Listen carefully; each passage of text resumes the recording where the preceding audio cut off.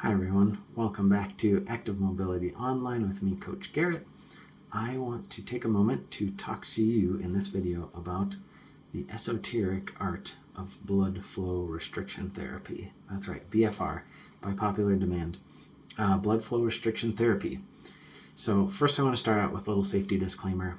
So I will give you some of my thoughts on this. I'll give you some of what I've heard.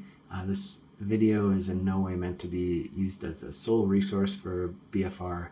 So learn more. There's lots of stuff online. Search BFR. There's reliable and unreliable sources out there. But learn more first. If you have any doubts, talk to a physician.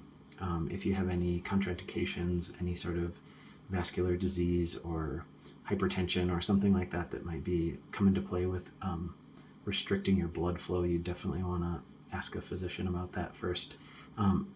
Be careful. Start slow if you do decide to try it, and make sure you have help available. Just the act of restricting your blood flow with a device can inherently be dangerous. So make sure that you're starting slow, feel how your body reacts to it, and have help. Just taking the bands off can cause a loss of blood pressure to your brain, which might give you that sort of dizzy, I just stood up too fast sort of feeling, but a bunch more. And I wouldn't want you to fall and hurt yourself and not have somebody there to help you. So be safe, learn more. This is not intended to be a sole resource. All right, so what it is. So basically, I'll go through 4 things in this video. I'm going to talk about what BFR is. I'm going to talk a little bit about the benefits. I'm going to talk about some of the recommendations that are out there for practicing it. And then I'll show an example for the lower body and talk about how that can be used for the upper body as well. So BFR, blood flow restriction therapy, is using some sort of device, usually a constricting ring or cuff, to reduce blood flow in an appendage. It's used on the upper arm or upper leg. That's pretty much it. To restrict blood flow to that entire limb. It can be used at one at a time or both at the same time. Probably not all 4, although it's probably been done. Whereas what I call mystery flossing is using an elastic band to constrict on a specific tissue without necessarily having the goal of reducing blood flow. It's more squashing the tissue, sort of like foam rolling, and that's more of a tissue and myofascial technique versus like a full body sort of effect. So that would be a mobility exercise kind of thing. Some of the benefits. So hypertrophy and strength gains can be made rather quickly using BFR, similar to what you might find doing heavy lifting, and way beyond what you might find doing lower intensity work. So in addition to being a very useful tool for gaining strength, it can also be really useful in recovering from an injury, in that you can still get some movement and still elicit a good stimulus, strength and hypertrophy stimulus, as well as some of those other healing factors without the risk of lifting heavy weight, without possibly inducing more damage to your injury. Okay, so some recommendations that are out there. So there's a lot of different equipment that you can use. I'll be showing it with just a simple elastic band. Basically, you want something that's big enough to cover a significant, up to a third, I think is one of the more cautious recommendations, up to a third of the section of limb that you're planning to cover. I'll talk a little bit more about that. For upper arm, one of the recommendations is 50% occlusion. Since we don't always know how much blood flow we're occluding, that's like 4 to 5 out of 10 on the tightness scale. It's a technical scale, the tightness scale. Upper thigh, so that's for the upper body, is 50% or 4 or 5 out of 10 tightness. And upper thigh is 80% occlusion, which that ends up being 80% occlusion of blood in and 100% occlusion of blood out. So you get a real significant pump going on. Or 7 to 8 out of 10 on the tightness scale. Recommendations for sets and reps. So you can do a single exercise, and one of the most commonly studied and quoted rep schemes is doing 30 reps of that exercise and like 2 in, 2 out, so, and some rest, so kind of that 6-second interval or 6 second per rep scheme. Then you would rest 30 seconds, then do 15, rest 30 seconds, 15, rest 30 seconds, 15, for a total of 75 reps. with a minute and a half of rest in the middle. The rest is the worst part of it because you're just sitting there just throbbing. And then some practices have you repeating that with up to 4 exercises. So that's a lot of time spent doing that. I do something a little bit different, which I'll show you. I do 15 exercises. I do 15 reps of 4 exercises, then I rest 30 seconds, then I do 10 reps of each of those 4 exercises, and then I rest 30 seconds again, and then I do 5. And I go through it a little bit faster. I find that's a little bit less rest. It's more reps total. So that feels good. Less rest, more reps actually feels better doing BFR. And it's a little bit like a superset in that I'm stimulating different muscles in that same area at the same time. Usually I will only do that once lower body and once upper body because then I'm done by that time. And I think some of the recommendations are you would do it after your regular training or on an off day. You wouldn't necessarily want to do it before your training. And that's it. So I'm going to show an example of how I would apply this for my lower body while we're sort of in lockdown here. Maybe we don't have access to our heavy weights. Using this BFR can be a really good way to maintain some of that strength or even build strength or hypertrophy without having to use heavy weights. In fact, you can use ridiculously light weights. And the whole goal here is that it should feel challenging to finish your reps. But start light and you can always adjust up as you go. All right. So here we are. I'm going to give you an example of blood flow restriction training that I use. Again, look into what's out there. There's many recommendations on what is effective, as I've already talked about. This is what I find to give me a pretty good stimulus in a fairly short amount of time. So I'm using these Rogue Fitness brand elastic bands. You can find them on Rogue, and I think there's some off-brand stuff out there as well. So I'm going to start relatively high up on my leg, and I'm just going to get one rep, sort of not super tight, just to anchor it down. I don't want to go up too high or it starts to roll down, and you may find that if you start in a place that's a little too high, it just tends to roll down and get a little less comfortable. From there, I'm just going to overlap about 50%, and I'm going for about 7 or 8 out of 10 on the tightness scale. So that's going to kind of sausage my leg in a particular way here. I have a sense of how many passes that's going to end up being. I like to do this over cloth. These are sort of stretch pants. It just feels like I'm not dealing as much with the discomfort of it pinching my skin that way, but you can do it on bare flesh.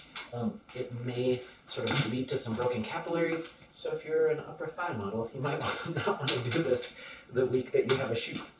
Same thing other side. I'm getting up on the top, just anchoring it in, and then going for about a 50% overlap, 7 or 8 out of 10 on the tightness scale. So if this is 0 on the tightness scale, this is 10 on the tightness scale, I'm about here. And again, that's going to give me a certain number of reps. This equipment does not allow you to be real precise in the amount of pressure that you're putting on. Also note that it may take you some practice to be able to manage your band quite as smoothly as I am. I've done this a number of times, and I've also failed at it a number of times where I've just sort of lost my grip and things have shot off. So you can see if my entire limb is here, I'm covering about a third of it, so that occlusion or that pressure is pretty well spread out towards the top of the limb. All right, getting into it. Here is what I do. I'm going to do 15 squats. I'm going to do these relatively slowly. I don't know that I'm going to take 6 seconds per rep. I just don't necessarily have that much patience. I will start to notice that after I do about 15, there will be some feeling of swelling happening in my legs. I've lost count already. That's probably like 5. Once I do 15 of this, I'm going to move on to 15 good mornings. Trying to get relatively full range of motion here. Nice full depth squat. Trying to have good form. I'm probably going a little bit slower than I would for like a cardiovascular squat sort of workout. 14, I think. 15. All right, I can already feel some tightness developing. I'm going to go narrow for a good morning. So I just worked my quads and glutes a fair amount with those squats. I'm focusing now on hamstring.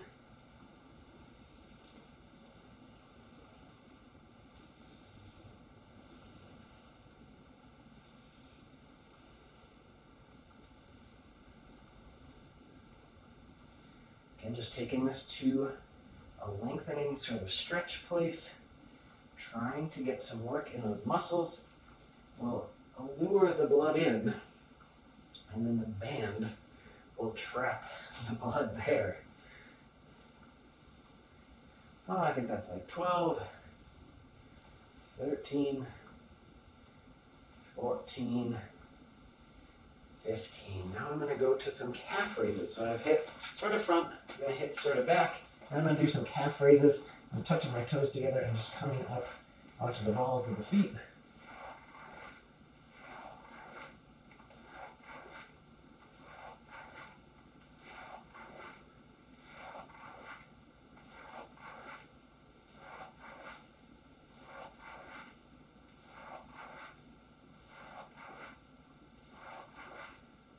There's 15. Remember that the recommended number of reps is 30 with a 30-second rest, and then 15 30-second rest, and then 2 more sets of 15. And I'm just doing some, what will this be? Dorsiflexion, thank you. Dorsiflexion raises, powering up my anterior shin. This is probably the worst part. And I think I said I do 15 of 4. This kind of ends up being my rest period. It's my other muscles are resting and I'm just doing this. When I finish 15 of those, I might just hang out for a moment before I reset. But the rest is key because some of it's time under tension, time with that blood stuck in there, time under deprivation of oxygen, but then some of it is also time under tension with the reps that you're doing over time. So the rest has a place. It's harder than the movement, but you will be able to just burn yourself out and have to pull the ripcord a lot faster if you don't do the rest. So going back in for this time 10 squats.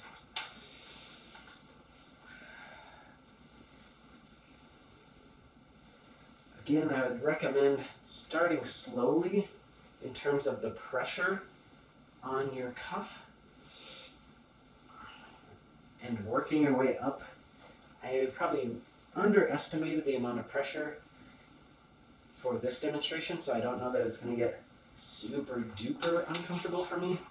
You want to find a place where you're at probably a 7 or 8 out of 10 on your tolerance scale. So too little pressure, and it'll just be like, oh, I just sort of did some movement, and I felt a little pressure.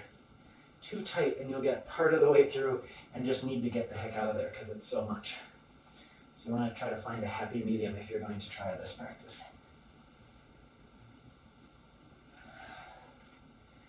Here, I believe it's 10. We're going for those calf raises. Again, toes turned in, all the way up.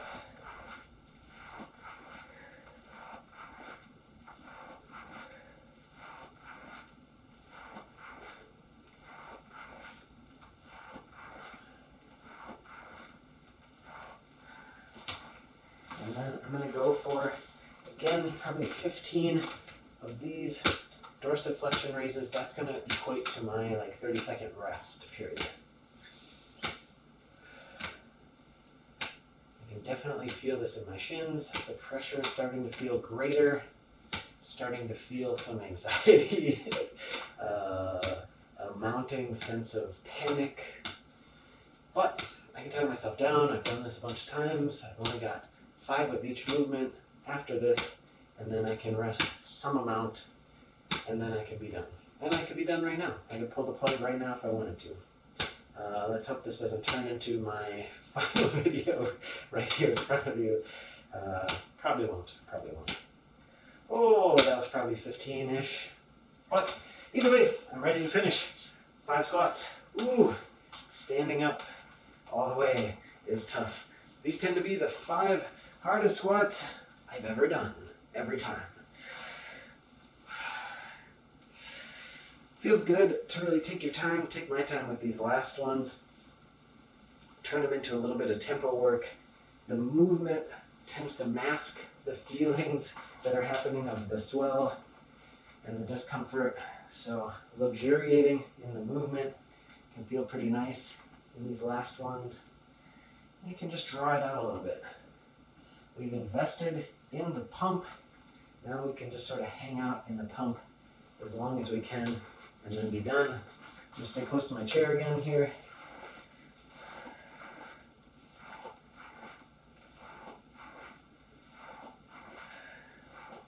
I've been playing around with subbing in some hamstring curls instead of doing the toe raises or dorsiflexion raises.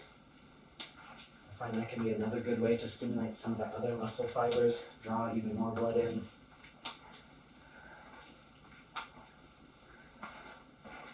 But that rest is key.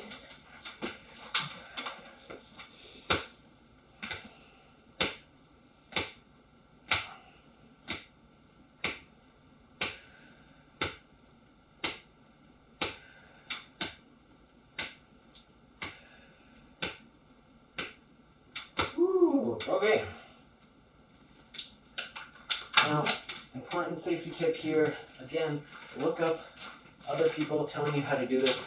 But once you take these off, it sort of lets the floodgates out and can cause some dizziness, both the blood rushing into your legs and deoxygenated blood coming back can be a little bit intense. Usually it feels very nice to have fresh blood going into those limbs. But you might not want to take those out and then stand right up or try to talk a whole bunch. You might just want to rest. Resting for a moment and then doing some full range of motion movement to get that fresh blood moving in the limbs that you just worked is a great way to follow up. You could do some stretching or something after that. Whew, it's a workout.